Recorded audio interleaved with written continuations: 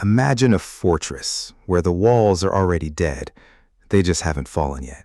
4,000 people living inside don't know they have 10 days of water, a southern wall built on sand, and 14 spots where the enemy can walk right up and knock. That is Iron Holm, on the day Daniel opens his eyes in a body that isn't his. The ceiling above him is rough-cut stone, and the mortar between the blocks is already crumbling onto his face.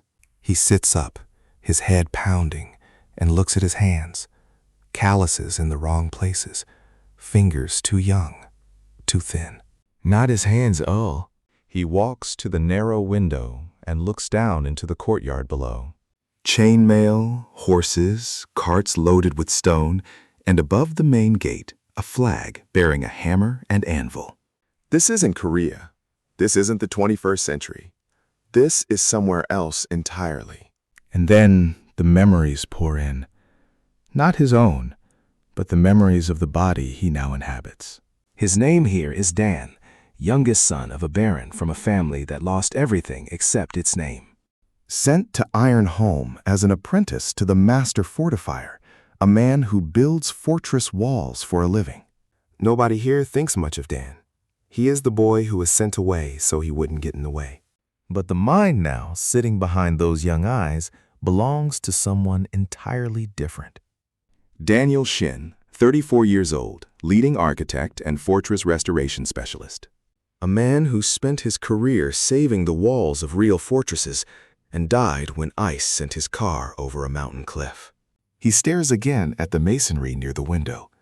3-centimeter joints, cornerstones not tied together, mortar that crumbles at a touch.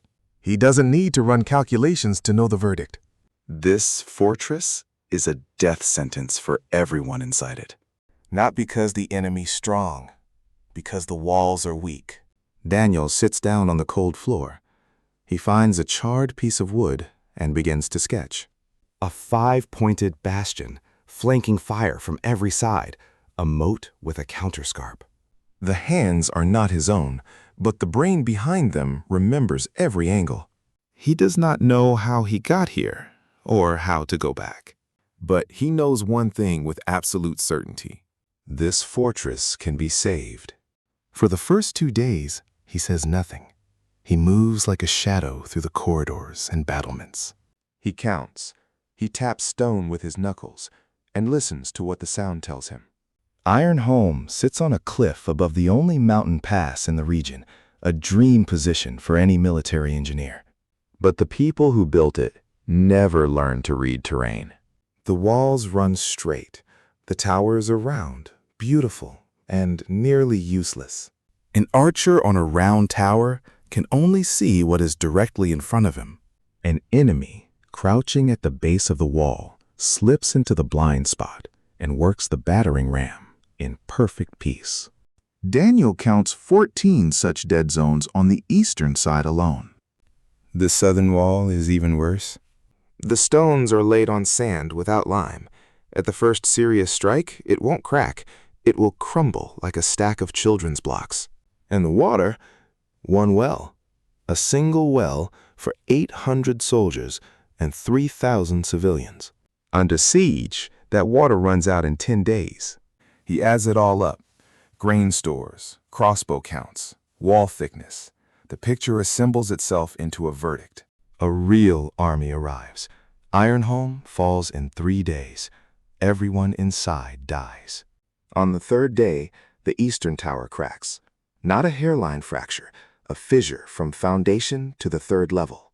The Duke calls a council, and Daniel is dragged along as a scribe. Keep quiet, take notes.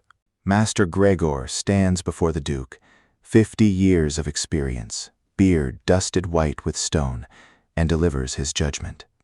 Dismantle the tower, rebuild it from scratch. 2 months, 60 men. And everyone in the hall knows what they are not saying aloud. An army of monsters is marching from the north, tens of thousands of them. They will arrive in 2 months. Tearing the tower apart now means standing without it at exactly the moment it is needed most. Daniel had already touched that crack that morning. He had seen something the old master missed. The fissure doesn't fan outward with age. It runs diagonally, at an angle. This isn't a tower problem. It's a foundation problem. One side has sunk. The tower has warped. Rebuild it 100 times, and in a year, it will crack again. Same angle, same corner. He knows he should stay silent. He is an apprentice, a nobody, a boy with a wand who is supposed to be taking notes. If he opens his mouth, at best, they will dismiss him. Then he stands up. Every head in the hall turns toward him. Grigor's frown cuts deep, but Daniel asks only one thing: permission to approach the tower. They go out to the courtyard. Daniel points to the northeast corner of the foundation, sunken 2 finger widths below where it should be. Greer snorts. 50 years of building, and he knows when a tower is collapsing. Daniel asks for a bucket of water.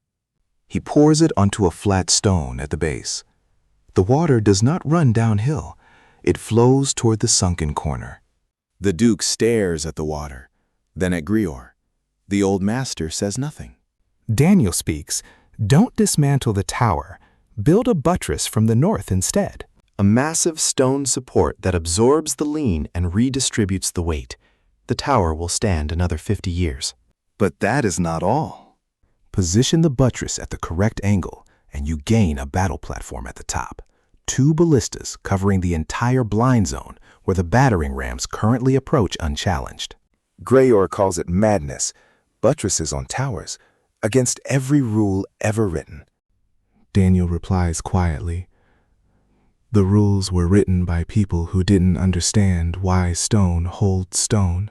They copied their fathers, who copied their grandfathers, and with each generation, understanding was lost. The ritual remained. But ritual does not hold up walls. Physics holds up walls. The Duke asks how long. 8 days. 12 men. And if the tower is not stronger than before, Daniel will leave the fortress himself. The Duke stares at him for a long moment, then gives him 8 days. Grior stops speaking to Daniel entirely. He stands to the side and watches as the boy breaks open the earth at the base of the tower the old man has tended for half a century. But Daniel understands Grior better than anyone in the fortress does. The old man is not stupid. He is a product of a system that teaches copying, not understanding. His hands know stone in a way no one else here can match, and Daniel intends to use that. Just not yet. Right now, he has to prove it. He marks the foundation himself, drives stakes, ties strings, checks every stone before it is set. The workers don't understand why, but the Duke ordered them to obey. On the second day, someone arrives at the worksite who will change everything. Sora Kane, the only girl in the stonemasons guild, daughter of a mason who fell from scaffolding 3 years ago. The guild tolerates her. It does not accept her. Her opinion is worth nothing here, because she is a girl. She stands and watches. Then she steps forward and asks the right question. Why are the cornerstones placed with the long side facing inward instead of outward? Everyone places them outward. It looks better that way. For the first time in 3 days, Daniel hears why instead of why not. He explains, a cornerstone with the long side facing inward acts as an anchor. It binds 2 rows into a single structure. Facing outward looks clean, but it is the first stone to fall out when struck. Sora goes quiet for a moment. She says her father always placed them outward, exactly as his master had taught him. Daniel nods. Her father did what he was told, and he did it well, but the one who told him didn't understand the physics.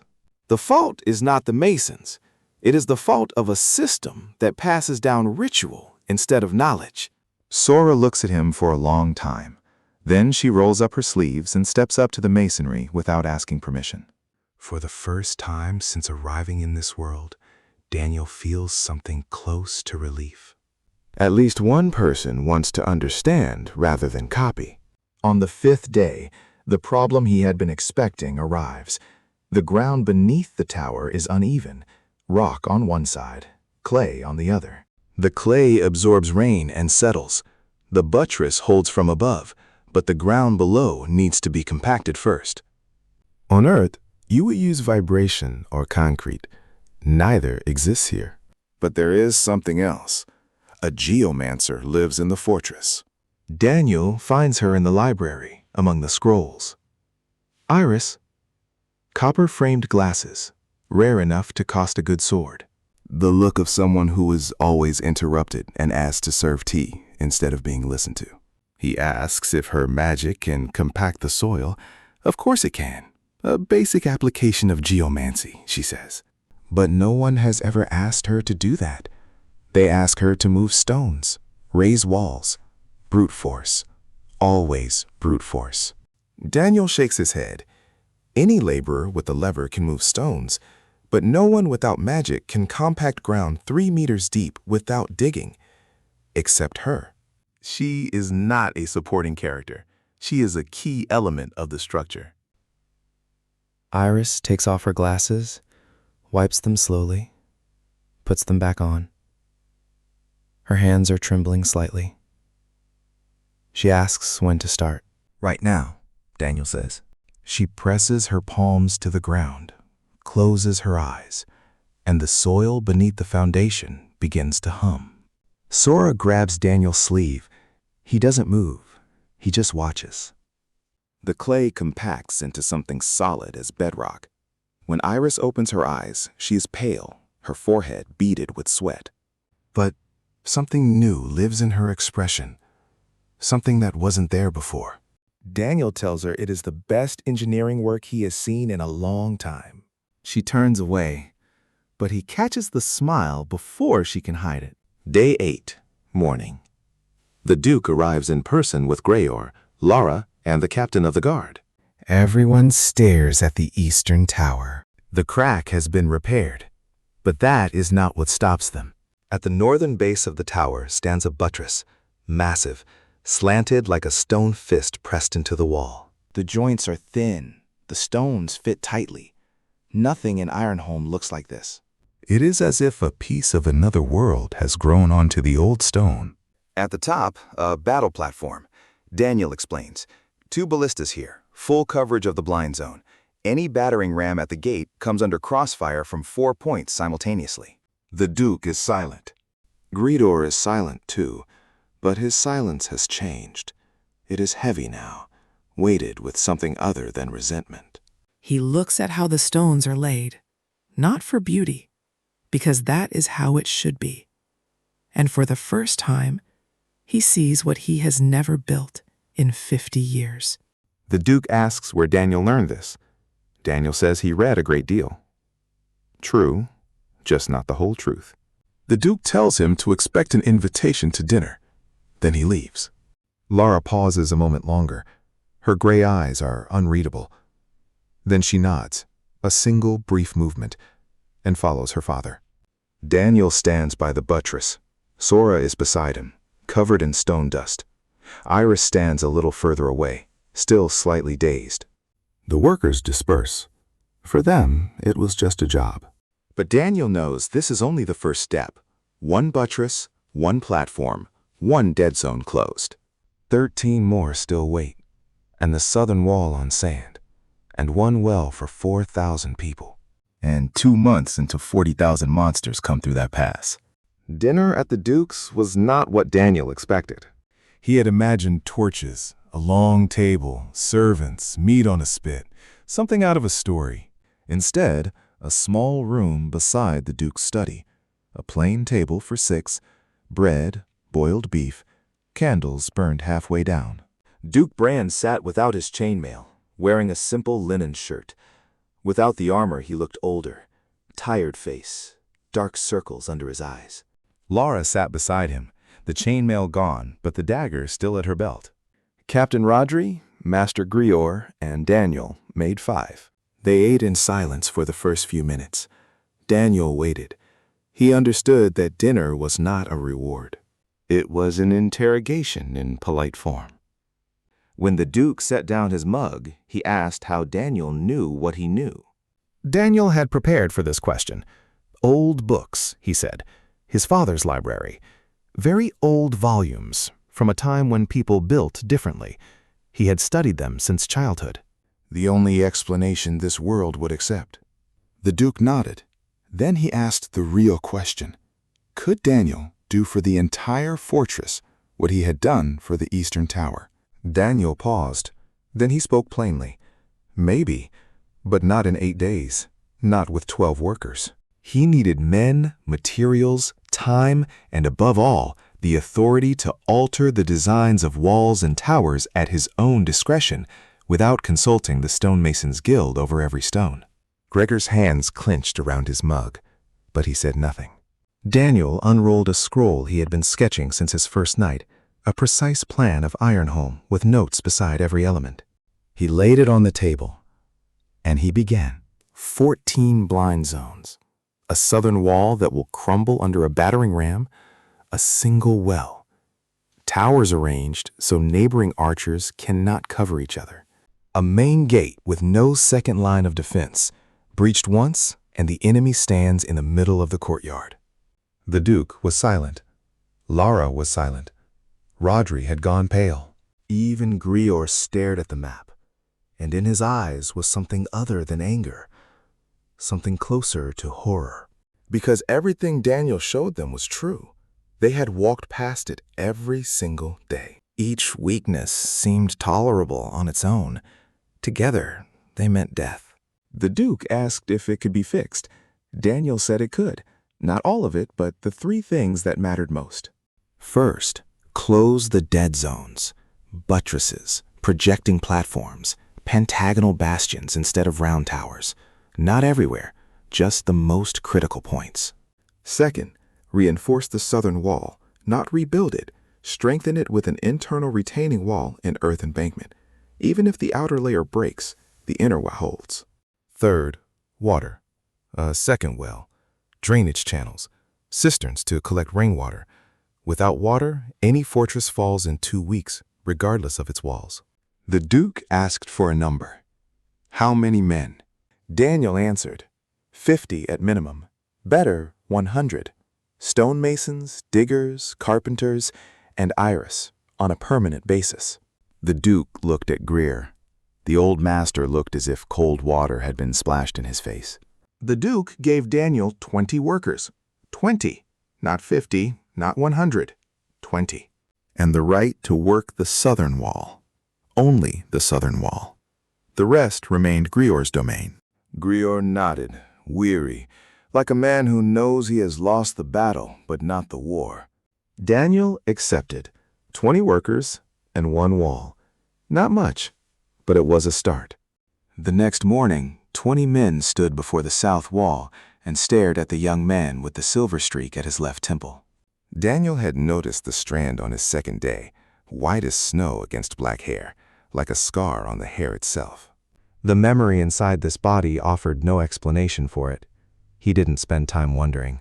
20 men were waiting. He spoke simply, without decoration. The south wall will collapse under a battering ram. The mortar is weak. The stones are not bonded. They will build a retaining wall from the inside, and they will do it fast, because in 2 months, the thing this wall is supposed to stop will arrive. One worker asked why a boy was giving orders instead of Master Grior. Daniel replied that Grior was busy elsewhere, that the Duke had appointed him personally, and that anyone with questions for the Duke was welcome to go ask. No more questions. Work began. And then Daniel did something none of them had ever seen. He divided the 20 men into 4 groups of 5 and gave each group a separate task running simultaneously. The first group dug the foundation trench. The second trimmed stone to exact dimensions. The third mixed mortar, but not the mortar they knew. Daniel changed the proportions. More lime, less sand. Strength comes from ratio, not volume. The fourth began dismantling the worst section of the old wall. Every crew worked in parallel. By the time the first finished a trench section, the second had stones ready. The third already had mortar. Laying began immediately. No downtime, no waiting. Like an assembly line. Sora arrived at noon. She stood beside Daniel and watched the 4 crews moving like parts of a single machine. She says she had never seen anything like it. Daniel called it division of labor. She repeated the words quietly, as if tasting them. By the end of the first day, 12 rows of masonry had been laid across a 15-pace section. A normal crew would have managed 6, maybe 8. Daniel had doubled the pace, without magic, without new tools, only by reorganizing the process. Sora asked how he knew to organize people this way. He couldn't very well explain Henry Ford or Adam Smith. He said only that if you watch people work long enough, you start to see where time is wasted. Remove the waste, and speed increases on its own. Sora nodded. Then she said she wanted to learn from him, not just help, but learn, to understand why. Daniel looked at her, 19 years old, calloused hands, stubborn chin, and eyes burning with the same fire he had seen in the best students back in Seoul. The fire of someone who needs to know. He agreed, on one condition. She would not be his apprentice, she would be his first engineer. He would teach her not only how to lay stone, but how to calculate loads, read plans, and understand why a wall stands, not simply believe that it does. Sora pressed her lips together. She nodded. From that day forward, she never left his side. On the 3rd day of work on the south wall, what Daniel had both expected and feared arrived. The Stonemasons Guild sent a formal complaint to the Duke, parchment, seal, signatures from 3 senior masons. The charge was simple. Daniel was violating construction tradition, altering mortar proportions without guild approval, using non-standard masonry methods not described in any manual. And most critically, his methods had not been tested by time. The guild could not guarantee his structures would last even a year. Gregor had not signed. Daniel learned this from Lar. She came to the south wall at noon, alone, in chainmail, reporting the complaint in an even voice as if discussing the weather. Daniel asked what would happen next. The Duke had read it and set it on the table without responding. For now he was on Daniel's side. But the guild would not stop. One complaint, then another, and if even a single element cracked or collapsed, they would use it against him. Daniel said nothing would collapse. Lara looked at the wall rising behind him, the even rows, the buttresses every 20 paces, the drainage channels cut into the base so water wouldn't pool and wash out the foundation. She was quiet for a long time. Then she said the wall looked different, not like the walls of Ironholm, not like any fortress wall she had ever seen. She asked what it looked like. Daniel thought for a moment. He replied that it looked like a fortress built not to die beautifully, but to endure. Something moved in Lara's gray eyes, quick, like the shadow of a bird across stone. She nodded. She turned and walked away. Sora watched her go. Then she said that the Duke's daughter never came to the construction site. Never. Daniel shrugged and went back to work, but he noted it in his mind. Lara hadn't come just to look. She had come to warn him. She had chosen a side, or at least begun to choose. That evening, Daniel sat by candlelight, drafting the plan for the second well. The northwest corner of the courtyard, based on terrain and Iris's memory of underground water flows, there should be water 15 meters down. He had the location, but the digging required men, and all 20 of his were busy on the wall. A knock at the door. Soft. Brief. Daniel opened it to find Greyor standing in the corridor. The old master looked like a man who had been arguing with himself for a long time and had lost on both sides of the argument. No apron, no tools, just an elderly man with heavy hands and a heavier gaze. He said he hadn't come to argue. Daniel stepped back and let him in. Greer walked in. He saw the blueprints, on the floor, on the walls, spread across every surface. He froze. He bent down and picked up one sheet. A plan of a bastion. Pentagonal. Lines of fire drawn in red. Wall thickness calculations in small handwriting. He stared at it for a long time. Then he set it back down. His hands were shaking. He said that in 50 years of construction, he had never once seen anyone draw lines of fire on a fortress plan. Nobody did that. You built walls, you erected towers, and afterward, you thought about where the archers might shoot. Daniel nodded. He said that was exactly the problem. A fortress isn't a collection of walls. A fortress is a system. Every element exists in relation to every other. A tower isn't needed because towers are useful. A tower is needed because it provides fire coverage for a specific sector. If that sector isn't covered, the tower is useless, no matter how tall it stands. Greor sat down heavily, like a man whose ground had been knocked away. After a long silence, he spoke quietly. He said he had refused to sign the complaint, not because he believed Daniel, but because he had seen the buttress. He had seen the masonry. He had seen how the stones fit together and understood that it worked, even if he didn't know why. And the result was better than anything he had built in 50 years. Daniel waited. Greor wasn't finished. The old man said it hurt. Half a life spent building walls, and now to learn he had been building them wrong.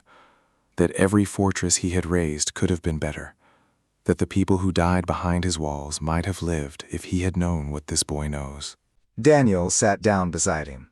He said what he had wanted to say since the very first day. Gregor hadn't built it wrong. He had built better than anyone else in this world, with the knowledge available to him.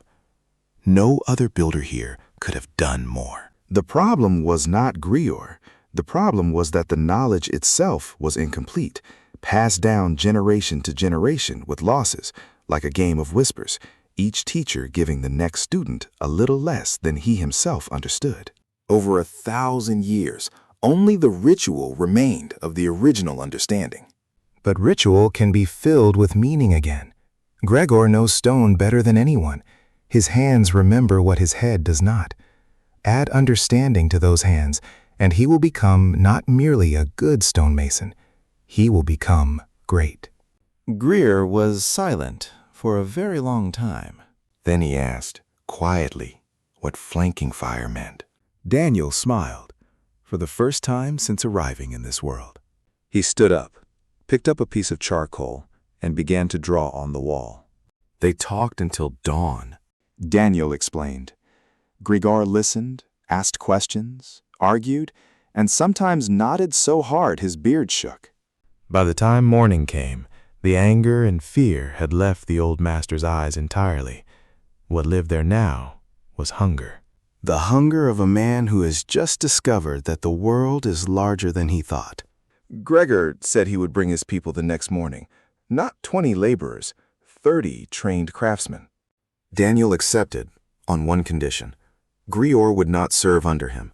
He would be a co-creator. His name would stand alongside Daniel's on every element they built together.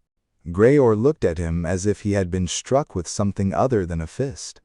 Then he nodded, briefly, like a man, and left. The next morning changed everything. Greor didn't bring 30 men. He brought 34, 30 masons from the guild, and 4 apprentices. They stood silently before the south wall and looked at the new masonry his 20 workers had laid over 3 days. Smooth seams, buttresses at regular intervals, drainage channels cut into the base. Gregor told them only one thing. This man knew something they didn't. He, Gregor, would learn from him. Anyone who wanted to could turn around and leave. No one left. Not because they believed Daniel, because they believed Gregor. 50 years of reputation outweighed any doubt. Now Daniel had 54 men, still not enough for everything he had in mind, but enough to sleep 4 hours instead of 2. He reorganized the work in an hour. 5 crews, each responsible for its own section. The first continued the south wall. The second began the second well in the northwest corner. The third built the first real bastion, pentagonal, at the junction of the south and east walls where the dead zone was largest. The fourth prepared materials, stone, mortar, wood for formwork. The fifth, and here everyone stared, the fifth was assigned to sanitation. Outhouses, sewage drains, gutters to carry water away from the living quarters. Greor looked at him as if he had lost his mind. wasting manpower on cesspools when 40,000 monsters were 2 months away. Daniel answered briefly. More fortresses in history had fallen to disease within their walls than to enemies without. When 4,000 people live in a confined space without proper drainage, waste seeps into the groundwater. The groundwater flows into the well. The well reaches the people. 2 weeks into a siege, dysentery breaks out. 3 weeks in, a third of the garrison cannot stand. A month later, the fortress falls, not because the wall was breached, but because no one remains to defend it. Rodri, standing nearby, went pale. He was a soldier. He had seen this before. He had never connected it to latrines. Daniel added, "Proper sanitation is not a luxury. It is a weapon. A garrison that doesn't fall sick is worth twice a garrison that does." That is worth 3 days of work by a single crew. Rodri looked at the Duke, who had come to watch Grior's men arrive. The Duke nodded.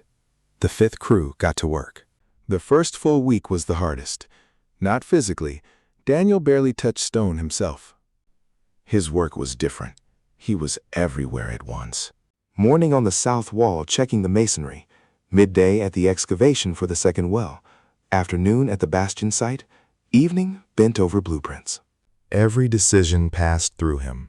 Which stone for this section, the angle of a buttress, wall thickness at 2 meters versus 5. Grigor became essential. Daniel set direction. Grigor translated it into the language of stonemasons. When Daniel called for a tie course every 3 rows, Grigor knew exactly which stone from the local quarry would hold best. When Daniel explained the principle of the arch, Grior showed his men with his hands. They worked as the brain and the hands of a single body. Sora was always at Daniel's side, absorbing knowledge the way sand absorbs water. One day, she asked why the bastion was pentagonal and not hexagonal. Daniel explained, 5 sides were optimal for crossfire. 6 sides made the structure too wide and spread defenders thin. 4 sides created blind corners. 5 was the balance point. Sora drew it on a piece of stone. She traced the fire lines. She looked at it. She said it was beautiful. Daniel looked at her. She wasn't talking about the shape. She was talking about the logic. The beauty of a solution where every element is exactly where it must be. He said, "Yes, it is beautiful." Meanwhile, Iris worked on the well. She stood in the clearing with her eyes closed, hands pressed to the earth, fingers glowing faintly. Workers stood aside in silence. Many had never seen earth magic at close range. Battle mages threw fireballs. That was spectacular. What Iris was doing was quiet, invisible, and 1,000 times more useful. She opened her eyes and announced the water was at 13 meters, slightly to the left of where they had planned. Daniel adjusted the plan. They began digging that same hour. Iris checked every meter of depth with her magic as they went, compacting the shaft walls so they wouldn't crumble. The soil beneath her hands became as hard as stone. The diggers needed no wooden supports. The well held itself up. That alone saved days, possibly a full week. Daniel stood at the edge of the shaft and looked down. Then at Iris. He told her that without her, this well would take a month. With her, 10 days. She adjusted her glasses and said quietly that she was glad to be useful. Daniel shook his head. She wasn't useful. She was indispensable. The fortress could manage without a battle mage. Archers can replace fireballs. No one could replace her. Iris turned away, but the tips of her ears had gone red. On the 5th day, the first attack came. Not an army, a scouting party. 20 creatures crawled out from behind the pass at dawn. Goblins, small, fast, with long, curved knives. They moved along the rocky ridge toward the walls, trying to approach unnoticed. A sentry spotted them. The alarm rang. Soldiers flooded to the walls. The Duke stepped onto the main tower platform. Daniel stood on the south wall with his workers, stonemasons and diggers, not soldiers. Some grabbed hammers and chisels. One picked up a shovel. He ordered them back from the edge, behind the parapet. His job was to build walls, not stand on them with a tool as a weapon. The goblins moved closer, and then he saw what he had been afraid to see. 3 goblins broke from the group and walked along the south wall, not toward the gate, but toward the old, unenforced section, the one laid in sand mortar. They moved with purpose, as if someone had told them exactly where to go. This was not random reconnaissance. It was a test. Archers took out 2 of the 3. The third ran up to the wall and drove his knife into the joint between stones. The blade went in all the way to the hilt. The mortar was soft as butter. The goblin pulled it out, looked at it, looked up at the wall, and ran. An arrow caught him 10 paces later, but he had seen what he came to see. Daniel stood on the wall with cold sweat running down his back. The army marching on Ironholm would know. They would know exactly where to strike. He went down, found Grayor, and told him the plan was changing. The south wall was no longer priority 2. It was priority 1.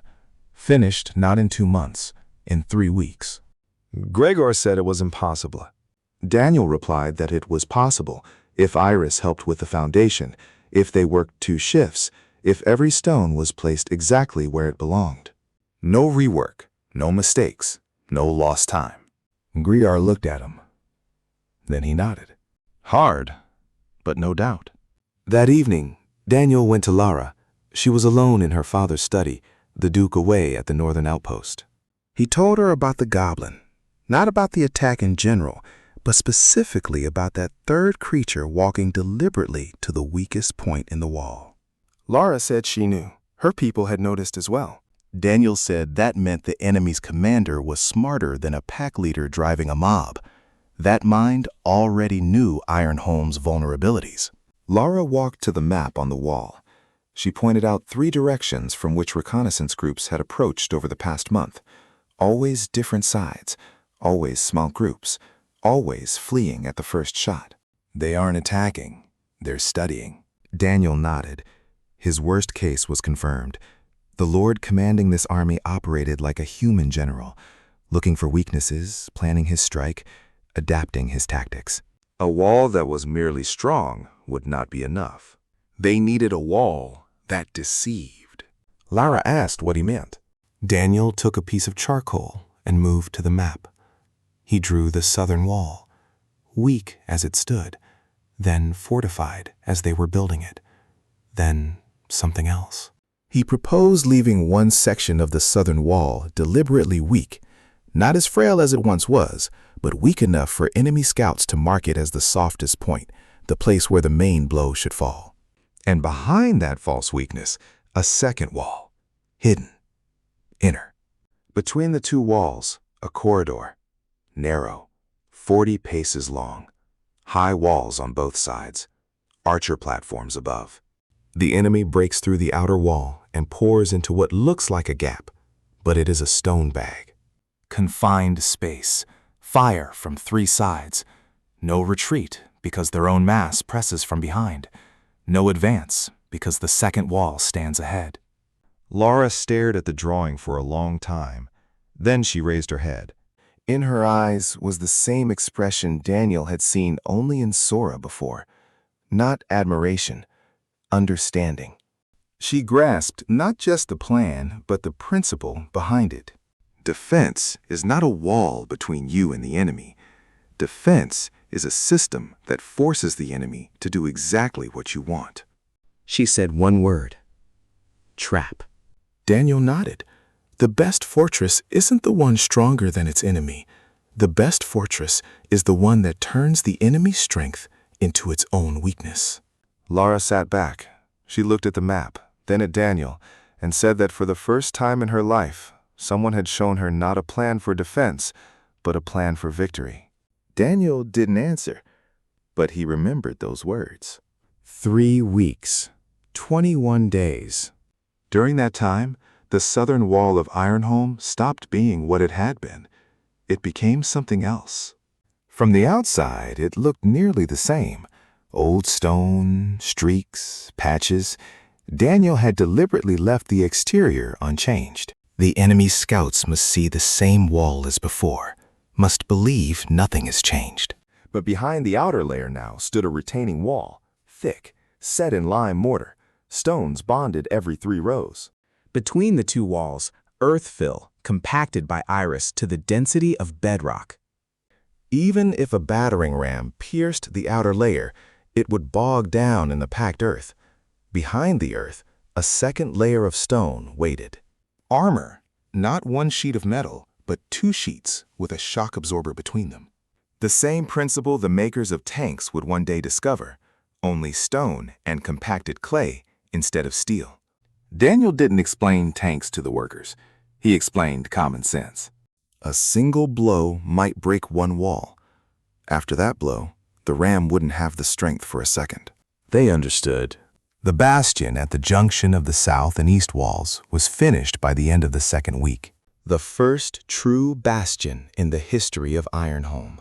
Pentagonal, 5 sides, each covered by fire from 2 adjacent points. 3 ballistas on the upper platform, 10 crossbowmen in positions Daniel had personally marked. Each archer's spot was calculated: parapet height, embrasure width, spacing between positions. Everything was built to a specific human body at a specific task. Nothing was left to chance. The soldiers came to inspect on the 3rd day after completion.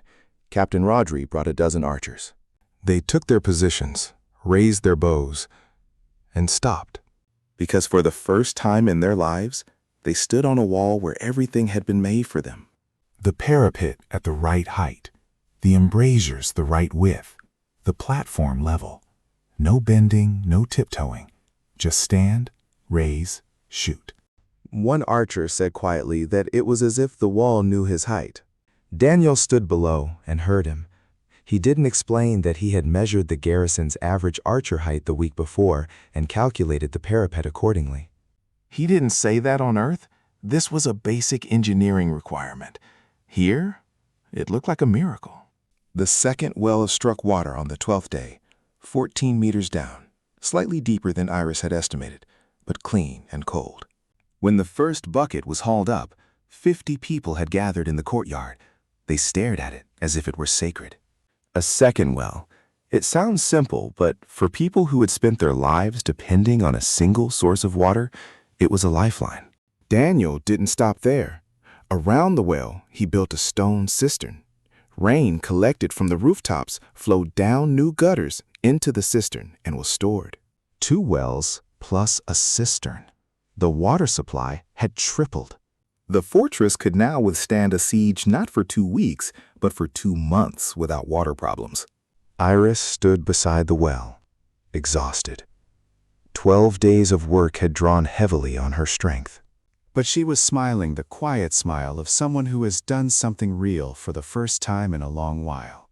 Daniel told her she deserved 3 days off. Iris shook her head. She would rest once the cistern was finished.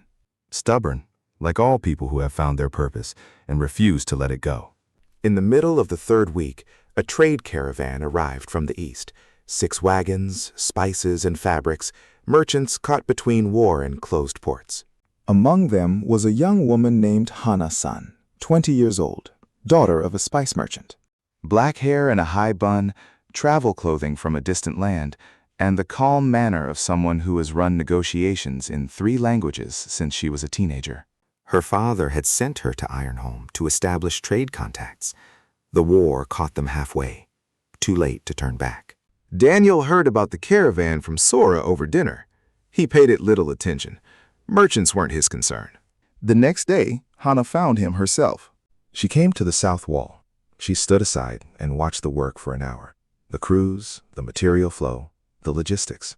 Then she walked over and told him his supply chain was poorly organized. Daniel stopped. He looked at her. Stone was hauled from the quarry by 3 carts on a single road. When one loaded, the other 2 waited. Wasted time. If the carts ran a loop, 1 loading, 1 traveling, 1 unloading, the pace would rise by a third. She was right. He had been so focused on construction that he had overlooked material delivery entirely. On Earth, a supply foreman handled that. There had been no such person here. Until now. He asked Hana how she knew this. She replied that she had been managing caravans since she was 15. Hauling spices across half the continent teaches you to eliminate waste or go broke. Daniel asked if she wanted work. He needed someone to control all construction supplies: stone, mortar, wood, food for the workers, tools, everything required to keep 54 people moving without interruption. Hannah looked at him without expression. Then she asked if he would pay her. Daniel said he would speak with the Duke. She started that same day. Within 3 days, Hannah had reorganized the entire logistics operation. Carts looped. Stone arrived on schedule. Mortar was prepared in advance instead of when the last batch ran out. Tools sharpened on rotation rather than when they broke. Meals arrived at the same time every day. The pace of construction increased by roughly 20%. Daniel watched and thought that he should have found her on the first day, not the third week. Hannah worked quietly, without fuss, writing everything in a small notebook. She spoke to suppliers in an even voice that somehow made them move faster. One day, Daniel walked into the warehouse and found it completely reorganized. Stones sorted by size, wood stacked by length, mortar sealed in barrels to prevent drying, tools hanging on the wall, each in its place. Hannah asked if something was wrong. Daniel said that for the first time in 3 weeks, he could find a tool without losing half an hour looking for it. Hannah allowed herself a small smile, then went back to work. The second event of the 3rd week was less pleasant. Another reconnaissance group. Orcs this time. Larger, quieter. 10 of them, approaching at night from the west. They circled the fortress, studying walls. The sentry only noticed them when one slipped on loose scree. Alarm, archers, torches. The orcs retreated, but they didn't run. They moved back beyond firing range and stood there, watching. Then one of them took out a flat stone and a knife and began carving into the surface by moonlight, 200 paces from the wall. Drawing a map. Daniel watched through the spyglass he had borrowed from Rodri. His hands went cold, not from the night air. The scout wasn't just looking, he was recording. For someone who would later study those lines. A commander. Laura stood nearby, without a glass, just looking into the darkness. She asked what he had seen. Daniel answered. The enemy was mapping them. The one commanding this army wasn't driving a mob. He was planning a siege like a general. Laura spoke softly. A captured goblin from the first group had been interrogated, shaking with terror, repeating a single name: Vascar, Lord of the Abyss. Daniel held that name, Vascar, a commander leading 40,000, sending scouts to sketch fortress plans, a mind that thinks. That changed everything. Against a mindless horde, strong walls are enough. Against a thinking enemy, you need a fortress that thinks in response. He returned to his room and began reworking the defense plan from scratch. The stone bag behind the southern wall was already taking shape, but Vascar would study it and find the pattern. He would identify the trap and walk around it. So one trap was not enough. They needed a system of traps, defense in layers. First line, second line, third line, each looking like the last. The enemy breaks through the first, thinks he's through, rushes forward, hits the second, breaks that, celebrates, hits the third, and so on until he runs out of soldiers or will. But there were not enough resources for 3 proper lines. And then Daniel remembered something, not from books, from history itself. False fortifications, walls that look like walls, but aren't. A thin layer of stone on a wooden frame, indistinguishable at a distance, even close up if the work was careful. But under impact, they shatter, revealing the real structure behind, or a moat, or a palisade. The point isn't strength. The point is that the enemy doesn't know what is real and what is fake. He has to test every section, waste time, waste energy, waste soldiers. And while he tests, arrows and stones fall on him from the real fortifications above. Daniel worked through the night. By morning, he had a new plan. Not just a wall, a labyrinth. Walls, false walls, moats, Palisades, platforms, passages. The entire zone in front of the southern wall and part of the inner courtyard would become an architectural trap. The enemy enters and doesn't know where to go. Every turn could be a dead end. Every wall could be solid or hollow, or have 20 crossbowmen waiting behind it. In the morning, he showed the plan to Greor. The old master stared at it for a long time, then said it was the craziest thing he had seen in his life, And that he wanted to build it. Daniel smiled for the second time since arriving in this world. The 4th week, a month since Daniel opened his eyes in that stone body on the cold floor. Iron Holm changed every day now. Walls slightly higher each morning than the night before. New masonry by evening. New buttresses. New platforms. People grew accustomed to the sound of hammers from dawn to dusk, to crews moving across the fortress like ants, to the smell of fresh mortar and the sound of Daniel's voice carrying from the south wall, then the east bastion, then the courtyard where they were digging the foundation for the inner fortifications. Greor worked like a man possessed. Every evening, Daniel gave him knowledge. Every morning, that knowledge turned to stone. 50 years of experience had finally found a theoretical foundation. The old master began to understand not only how, but why. And that understanding made him formidable. His masonry became precise, his calculations accurate. He laid stone based on knowledge, not instinct alone. The 3 masons who had signed the guild complaint came to Greor at the end of the 3rd week. No apologies. They simply stood beside him and asked for work. Gregor looked at them, looked at Daniel. Daniel nodded. They were given work. 60 men now. Still not enough, but enough to sleep 4 hours instead of 2. Sora was growing, not in height, intellectually, visibly, day by day. Every evening, Daniel taught her in the tower room, geometry, angles, loads, the distribution of forces. She absorbed everything and returned with questions that made him stop and think. By the end of the 3rd week, she could calculate the load on an arch using the formulas he had given her. By the end of the 4th, she designed a firing position without his help. One day, she brought him her first independent drawing, a small bastion for the western wall, not as complex as the southern one, but correct. Fire lines drawn, no blind zones, loads calculated, stone dimensions specified. Daniel found 2 errors, showed them to her. Sora slapped her forehead and corrected them. He told her that aside from the errors, it was good work. Sora looked at him. There was something in her eyes that made Daniel glance away. Too much emotion, too much gratitude, too much of something he didn't want to name yet. Not now, not with 40,000 monsters due in a month. Iris was changing too.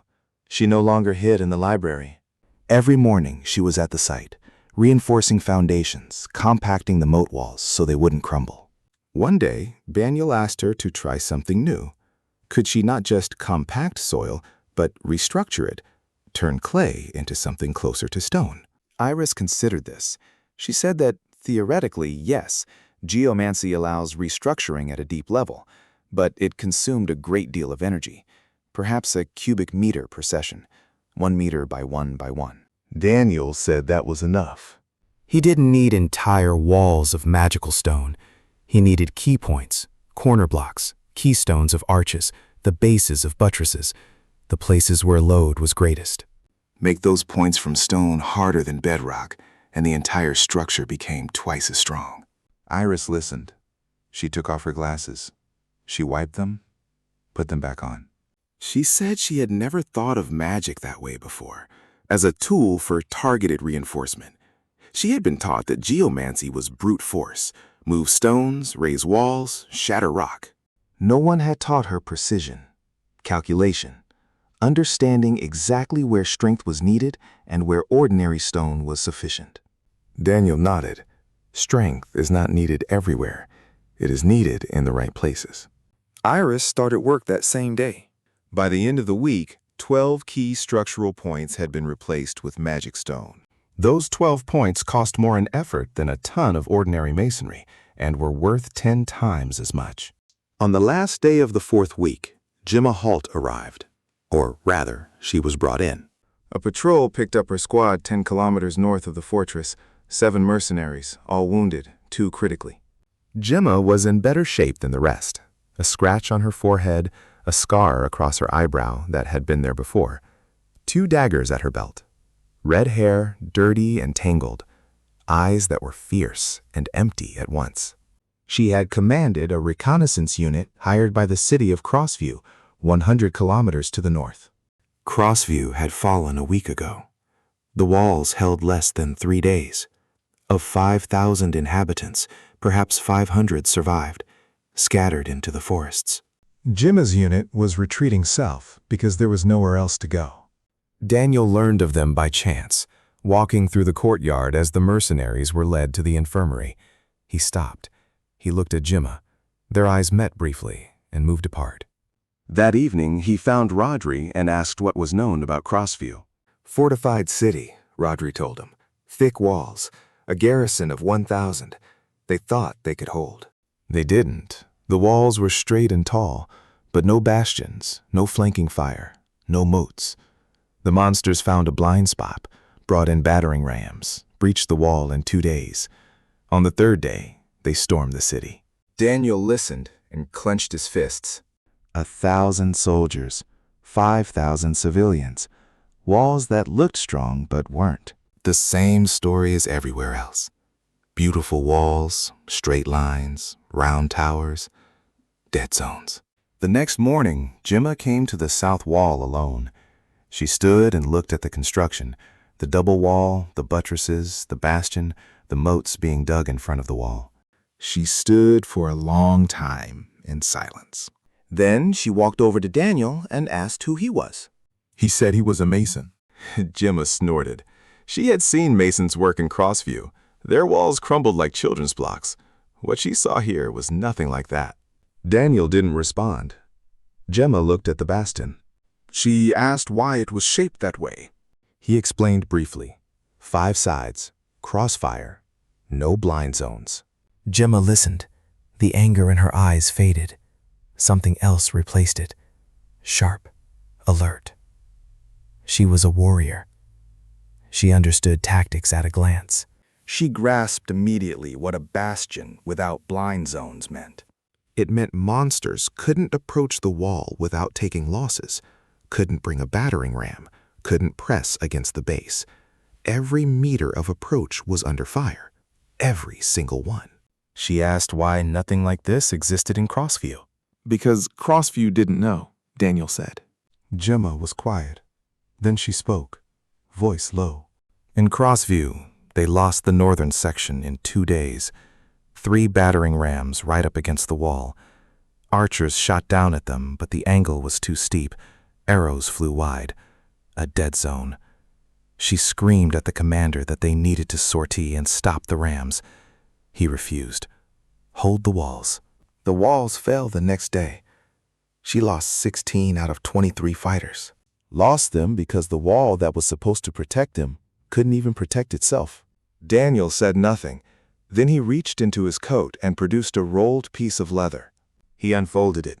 A map of the southern section of Holm, new, precise, with every position marked. He showed her where Archer stood, from where fire covered every meter in front of the wall. Why not a single battering ram could reach striking range? He showed her the calculations. Distances, angles, numbers. Not promises. Math. Gemma's hands were shaking as she held the edge of the map. Not from weakness, from something else. She said that if there had been walls like this in Crossview, her people would still be alive. Daniel nodded. He replied that was exactly why he was building them. Not so the walls would be impressive, so specific people behind them would not die. Gemma looked at him for a long time. Then she asked if he needed eyes beyond the walls, scouts who go where others don't and return with information. He needed it badly. He needed a precise map of the terrain in front of the fortress, every rock, every ravine, every ledge, because the traps he was planning extended beyond the walls as well. Gemma nodded. Her people would be on their feet in 3 days. They would be the best scouts he had ever seen, because now they had a reason to come back alive. Walls worth staying behind. That evening, Daniel sat on the eastern bastion platform alone and watched the sunset. The gray sky had finally cleared. Red light spilled over the mountains beyond the pass. Even here, even in a world where creatures crawled out of fissures, the sun set beautifully. He thought of Crossview, of 5,000 people, of walls that didn't hold, and of the fact that across this entire continent, there were fortresses just like that one, walls just like those, dead zones just like those. In every one of them, people were preparing to die because they didn't know there was another way. He was one man, one head, 2 hands. Even with Grayor, with Sora, with Iris and Hana and now Gemma, even with all of them, he could save Ironholm. Maybe one more fortress after that. Maybe 2. But cities were burning across this world, and he would not reach them in time unless he changed his approach. Not one fortress at a time. A system. A school. Students who would carry the knowledge forward. Blueprints that could be copied. Standards any stonemason could apply without mastering the full theory.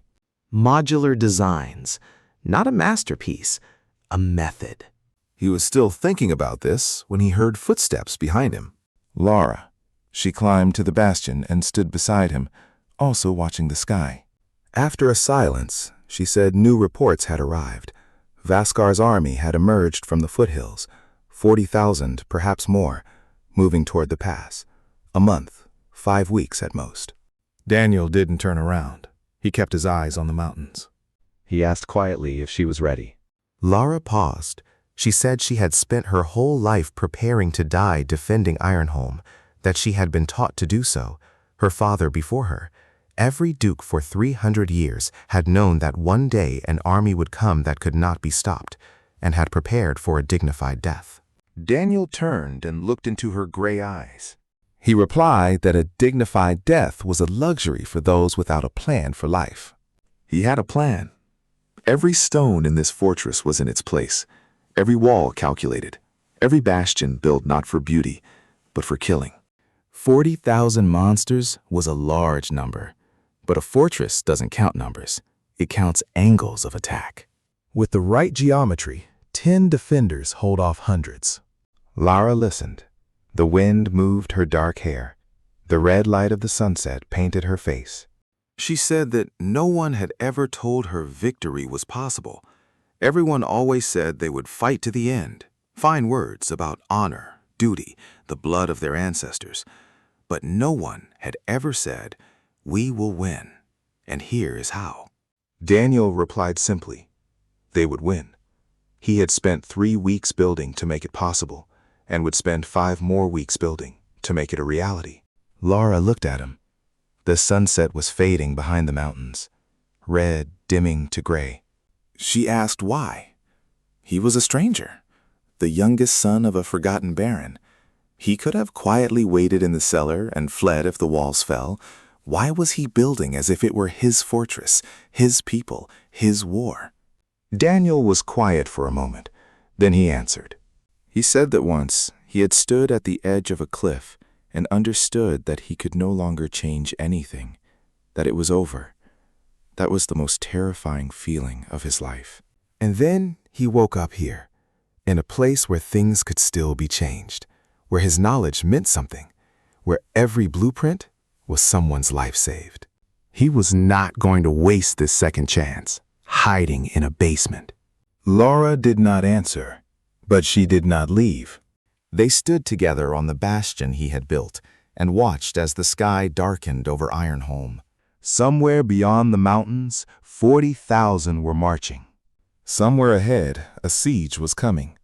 And here, on stone laid correctly and standing firm, for the first time in 1,000 years, someone was building not to die with dignity, but to live. The 5th week began with rain. Cold, slanting, the kind that finds its way under clothing and does not leave. Work did not stop for a single hour. Daniel stood on the south wall in a soaked shirt, watching Gregor's crew lay the final row of the inner retaining wall. The mortar ran thin in the wet. Daniel ordered them to cover each fresh course with oiled cloth and wait 2 hours between rows. Slower, but the mortar would set correctly. Gregor grumbled. In his day, they laid in rain and snow and nothing happened. Daniel replied that in his day, the walls cracked in rain and snow. Gregor fell silent, then grunted, then covered the fresh row with cloth as instructed. It rained for 3 days, and during those 3 days, Daniel did what dry weather never allowed him to do. He watched the wire. Where it flowed, where it gathered, where it eroded soil, where it was quietly undermining foundations. The fortress was speaking to him through the language of water, and he listened. By the 3rd day, he had a complete drainage map. Every stream, every puddle, every spot where water pooled and rotted the ground beneath. Most of those spots were near the living quarters. People sleeping in damp they didn't realize was killing them slower than any monster, but more surely. He showed Hannah the map. She looked at it for 30 seconds and said they needed gutters, many gutters, from every roof to a cistern or external drain. She left. 2 hours later, she returned with 3 carpenters she had found among the refugees sheltering in the fortress. They started work immediately. Hannah didn't ask for approval. She saw the problem, she found the solution, she solved it. Daniel increasingly understood that without her, the construction would not merely have slowed, it would have drowned in details. On the 4th day, the rain stopped. The sun came out. And with the sun came Gemma, back from her first reconnaissance mission. 3 days outside the walls, 10 kilometers north through the pass, she returned with a map and with news. Vascar's army had divided. The main force still moved toward the pass, but a separate detachment, 2,000 to 3,000 strong, had veered west, taking a longer route through the mountain range. If they knew the trails, they could reach Ironholm from the west, from the side where the walls were weakest. Daniel stood over Gemma's map with Laura, Rodri, Gregor, Hannah, and Sora gathered around him. Iris sat in the corner with a notebook. Everyone who mattered was in the room. The western wall. He hadn't touched it yet. All resources had gone south and east. The west was in the plan, but weeks away. And now, there were no weeks left. If the flanking force arrived before the main army and struck the unfortified western wall, everything Daniel had built in the south would count for nothing. Rodri suggested a sortie, meet the flanking force in the mountains before they arrived. Daniel shook his head. 3,000 monsters in the mountains were not the same as 3,000 on open ground. In the mountains, they would scatter. A sortie would cost casualties without stopping them. Laura asked what to do. Daniel looked at the map. The western wall of Ironholm ran along a cliff edge, a 50-meter drop, thinner than the southern wall, precisely because the cliff had always been considered the defense itself. And that was true for an ordinary enemy. But a detachment that had climbed around through the mountains was not ordinary. They would scale that cliff. He thought for 3 minutes. Everyone was silent. Then he said the western wall did not need to be rebuilt. It needed to be made impassable another way. One word: oil. Pour it on the smooth rock face in front of the wall. Their claws wouldn't catch. Their paws would slip. The monsters would scramble and fall, and archers above would do the rest. But oil was temporary. Rain would wash it off. Heat would dry it out. He turned to Iris. Could she alter the surface of the rock, not just compact it, but make it smooth as glass? Remove every crack, every protrusion, every hold a claw could catch on. Iris thought about it. She said she could try. 10 to 12 meters per day if she focused on nothing else. The western cliff ran 120 meters, 10 days of work, just in time, if Gemma's estimates were correct about when the flanking force would arrive. They would start the next morning. Iris on the western cliff, Gregor reinforcing the wall top, parapets, loopholes, archer platforms. Minimum work, maximum effect. Gemma would run scouts every 2 days, fresh data every 2 days. Laura would give her 10 more scouts from the garrison, the best ones. The next 10 days were a race. Iris lay face down on the rock each morning, palms pressed flat. Her fingers glowed faintly. Slowly, silently, the rough surface became smooth, cracks sealing, protrusions receding, coarse granite becoming something closer to polished marble. Workers watched from a distance with superstitious unease. Daniel watched with the eyes of an engineer doing arithmetic on survival. By evening, Iris could barely stand. Daniel walked her to her room. Sora brought food. Hannah made sure she had clean linens and hot water. Small things, but Iris thanked them each time as if she had been given the world. She wasn't accustomed to being cared for. She wasn't accustomed to her work mattering. On the 7th day of polishing, Iris stopped and told Daniel she sensed something beneath the rock, deep, 20 meters down or more. A structure, too precise, too even to be natural, as if someone, long before the fortress existed, perhaps before the mountains themselves, had worked the stone below exactly as she was working the surface now. Daniel froze. He asked the depth. She said 20 meters, maybe deeper. She could sense it, but not reach it. He filed the information away carefully. Carved rock 20 meters beneath the fortress. Someone had been here before them. Someone who worked with stone as Iris did, or better. But now was not the time for excavations. Now was the time for walls. On the 9th day, Gemma came back with harder news. The flanking force was moving faster than expected. Not 3,000, closer to 4. And among them, creatures Gemma hadn't seen before. Large, 4-legged, with long curved claws. Rock climbers. Creatures bred specifically to storm cliff fortifications. Vascar knew about the western cliff. He had sent exactly the right creature for it. Daniel looked at Iris, pale with exhaustion standing beside him, and asked how many meters remained. 30, she said. 3 more days. The flanking force would arrive in 5 or 6. They would finish in time. Barely, but in time. On the 12th day, the cliff was done. 120 meters of polished stone, smooth as frozen water. No foothold for claws, no crack for fingers. Iris finished her last pass and her legs gave out. Daniel caught her. She was lighter than he expected. Her eyes were closed, her face gray with exhaustion, glasses tilted to one side. He carried her inside. Sora sat with her through the night. When Iris woke 14 hours later, the first words out of her mouth were a question. Did it work? Sora said yes. Iris closed her eyes again and fell back asleep, smiling. Vascar's flanking detachment arrived at dawn on the 42nd day. Daniel had not slept. He stood on the western wall platform and waited. Rodri had 40 archers. Greyor commanded the ballistas. Sora was at a position she had designed herself. Gemma was in the courtyard below with a reserve unit. Lara watched from the main tower. Hannah coordinated arrow supply from the storeroom. First came sound, a low rumble, the ground trembling underfoot. Then, out of the morning mist, they came. 4-legged gray shapes, fur like iron, claws curved as hooks, eyes yellow and mad, moving in waves, fast. The first wave, roughly 300, hit the cliff at full speed. Claws struck polished stone, scraped, slid. Not a single hold, not one. They tumbled, climbed again, slid again.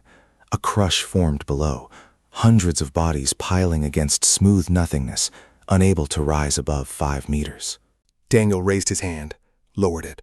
Rodri's command rang out. 40 bows released together. Every arrow found a target. The ballistas followed, heavy bolts piercing 2 or 3 creatures through at once. Greyor commanded the ballista crews with a voice like a rockfall, steady and precise. Sora fired in silence. Crossbow, reload, fire. Every bolt landed. The fortress ran like clockwork. Arrows arrived from the storeroom in unbroken chains. because Hana had organized the runners. Parapets covered the archers' bodies. Platforms stood at the calculated firing angle. An hour later, the first wave had broken. 300 dead at the base of the cliff. Not one had reached the top of the smooth face. Rodri turned to Daniel, handshaking, not from fear, from relief.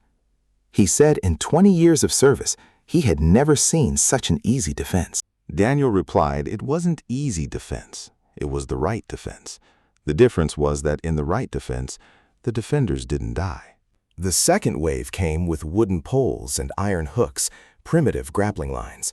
They hurled them at the cliff, trying to catch the transition point where Iris's work ended and natural rock began. Some hooks caught on small irregularities at the very top. Gregor saw it without being told.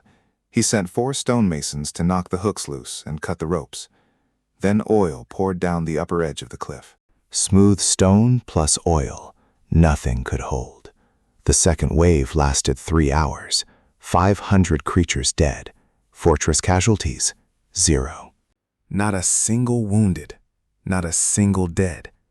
Soldiers who had spent their lives preparing for sacrifice stood on a wall and didn't know how to feel about surviving without cost. The third wave came at sunset with ladders, long ones, full tree trunks lashed together, enough to bridge the cliff and reach the wall top. 4 ladders, 80 orcs carrying them, 2,000 more waiting to climb. Arrows wouldn't break those ladders. Ballista bolts would pierce but not stop them. Daniel turned to Gregor and said one word: stones. Gregor knew immediately. On the wall platforms stood reserves of heavy stone, head-sized, placed there weeks earlier on Daniel's orders. Dropped from 50 meters, stone gathers speed. It strikes and breaks whatever is in its path. The ladder, the orc carrying it, the orc behind him. Physics, gravity, mass times acceleration. Daniel had already calculated the 4 spots on the cliff edge flat enough to brace a ladder base. 4 spots, 4 ladders. Vascar's calculation and his were identical. Stone teams positioned, ladders rose. The first stone fell before the first ladder touched the wall. By evening, the third wave had also withdrawn. Daniel came down to the courtyard. Soldiers stood in groups, talking, laughing. Real laughter. Not nervous, not desperate. The laughter of people who understood they had not survived by chance. Rodri shook his hand once, hard, without a word. Gregor slapped him on the shoulder, so hard he nearly fell. Gemma stood off to the side, dust in her red hair, a scratch on her face from the reserve position. She walked over and said quietly that 100 people had died in Crossview on the first day. Daniel nodded. She said she owed him a beer. He said he preferred tea. She snorted, and for the first time he saw her smile. Crooked, fleeting, real. After the Western battle, everything changed. Not the walls, the people. The Iron Holm garrison had stopped preparing for death. For the first time in generations, soldiers looked at the walls not as tombstones, but as shields. Volunteers arrived on their own. A blacksmith, 2 carpenters, soldiers' wives who knew how to mix mortar, teenagers who wanted to haul stone. In 3 days, the workforce grew from 60 to 90. Hana reorganized supply lines to handle the new volume in half a day. Gregor divided them into crews. The machine was running. Now it ran at full capacity. Daniel used those days to finish what he hadn't had enough hands for before. The maze behind the south wall, the false fortifications, the stone bag, the fire corridors, everything that had been on paper began to turn into stone. The outer south wall still looked old, worn, patched. Daniel had forbidden plastering the exterior. Let it appear weak. Behind it waited the double wall with earth fill. Behind the double wall, the narrow corridor, 40 paces long, walls on both sides, archer platforms above. A stone bag. And then he began the project he had planned from the very first night, the gate. Iron Holm's main gate was oak, reinforced with iron. A battering ram would break it in an hour. Behind the gate, open courtyard. The enemy breaks through and immediately stands in the heart of the fortress. Daniel redesigned the entire entry system. First, a second gate 10 paces behind the first. Between them, a killing trap. Crossbowmen above, iron grills on the sides. Second, a barbican extending 20 paces forward, 2 walls narrowing toward the gate. Anyone approaching must pass through a tight corridor under fire from both flanks. Third, the approach itself now zigzagged, 2 turns. Each turn slowed a battering ram, turned the attackers sideways to the archers, and made gaining momentum impossible. A battering ram needs a straight run. There was no straight run anymore. Rodri looked at the new gate structure and said, it wasn't a gate, it was a meat grinder. Daniel didn't correct him. On the 52nd day, Gemma brought the final report. Vascar's main army was 3 days from the pass, 40,000, perhaps more. Ogres with battering rams, trolls with siege ladders, dark shapes the size of 2-story buildings that Gemma couldn't identify from a distance. At the army's rear, a strange light burned, crimson, pulsating, like a heartbeat. Vascar. Daniel laid out the situation to everyone assembled. Lara, Rodri, Greor, Sora, Iris, Hana, Gemma. His team, the people who in 2 months had become something more than strangers. Lara asked the expected losses. Daniel answered plainly. Best case, under 100. Average scenario, under 200. Worst case, under 300. Out of 800 defenders. Rodri stared at him.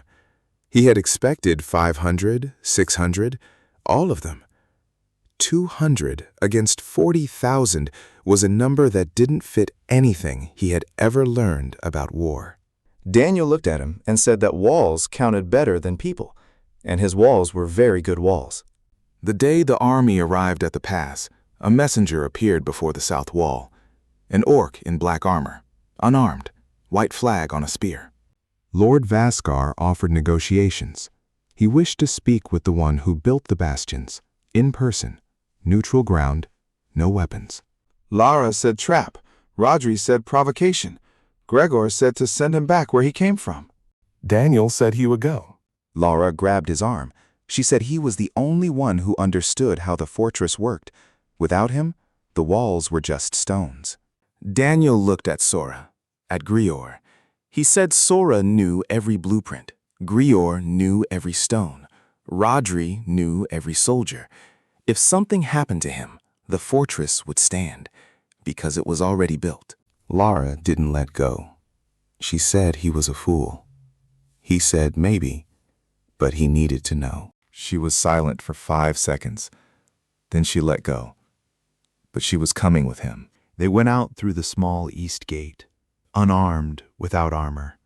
Daniel in his work clothes, stone dust still on his hands. Lara in chainmail, no sword, but a dagger in her boot. He knew. He said nothing. Vascar was waiting on the flat ground between the fortress and the enemy line. 4 meters tall. Horns, black skin, eyes red as embers. Armor of something resembling white bone. He stood alone. His gaze wasn't angry. It was studying, moving across Daniel the way a man examines a drawing he doesn't fully understand. Then Vascar spoke. He knew the name Victor Meyer, an engineer from another place 400 years ago who had built the first citadel here using the same principles, because physics was the same in any world.